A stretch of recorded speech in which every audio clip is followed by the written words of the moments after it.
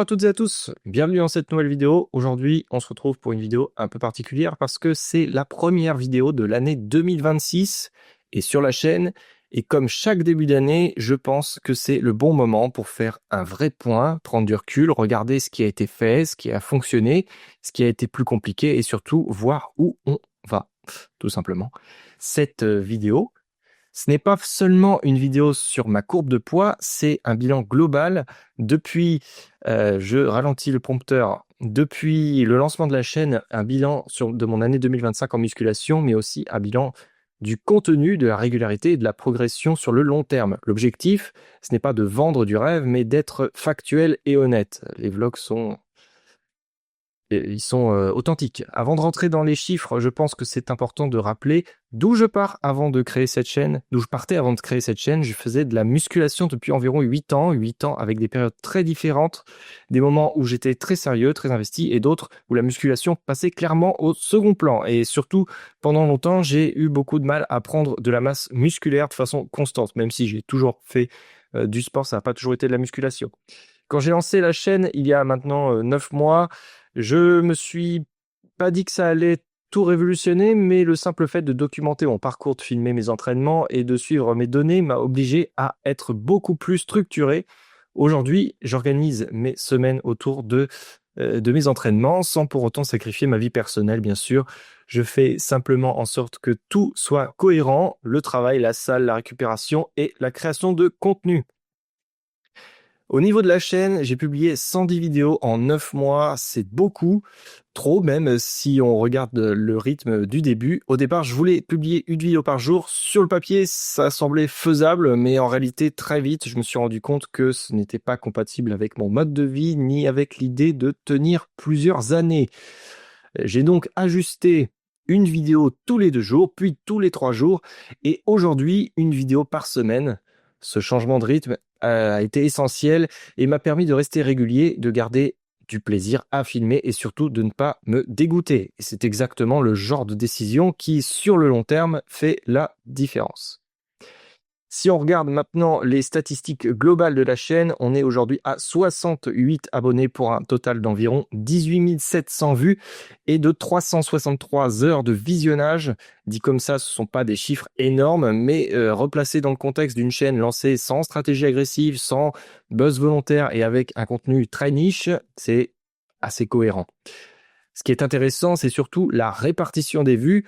Certaines vidéos ont beaucoup plus performé que d'autres et ça donne des indications très claires sur ce qui retient l'attention. La vidéo la plus vue de la chaîne dépasse les 1100 vues, d'autres sont autour des 900, 400, 300 vues.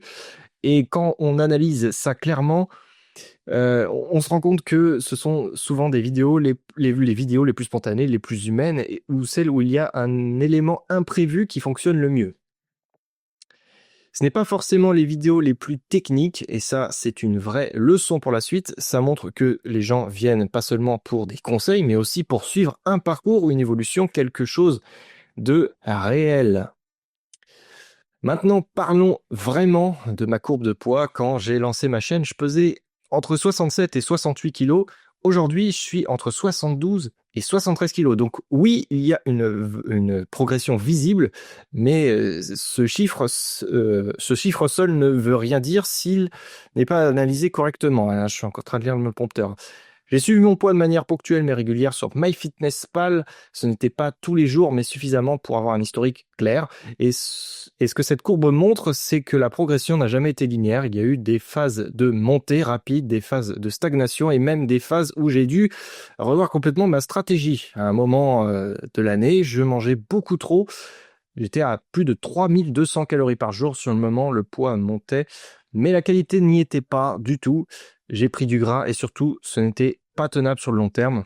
Manger autant tous les jours, c'est pas agréable. Ça finit par peser mentalement, par me dégoûter. Aujourd'hui, je suis plutôt entre 2800 et 2900 calories par jour. La progression, elle est plus lente, clairement, mais elle est beaucoup plus propre, surtout. Et surtout, elle est beaucoup plus durable. Ce qui est intéressant, c'est que je fais à peu près le même poids qu'à une période où j'avais plus de gras, mais avec une composition corporelle bien meilleure. Moins de gras, plus de muscles.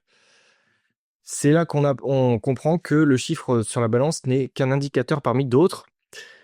Ce qui compte vraiment, c'est la récupération sur les performances à la salle, enfin les performances à la salle, la sensation globale et la capacité à tenir le rythme sur plusieurs mois.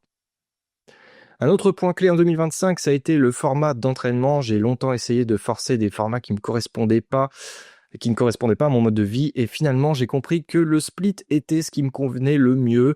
C'est le format où je prends le plus de plaisir, où je récupère le mieux et où j'ai le moins de petites blessures. Depuis que je m'entraîne comme ça, les performances sont plutôt stables, la récupération est meilleure et ma progression est plus régulière. Ce n'est pas magique, c'est juste cohérent et c'est exactement ce genre de cohérence que je veux garder en 2026, bien sûr. Quand je fais le bilan de 2025, ce que je retiens avant tout, c'est la régularité. Pas la motivation, pas les pics d'énergie, mais la capacité à continuer même quand l'envie est moins présente. La progression n'a rien de spectaculaire d'un mois sur l'autre, mais sur 9 mois, elle est bien réelle. Pour 2026, mon objectif, il est simple, continuer à progresser proprement, garder une diète que je peux tenir, rester régulier à l'entraînement et continuer à documenter tout ça sur la chaîne, sans précipitation, sans chercher le buzz, mais en étant constant.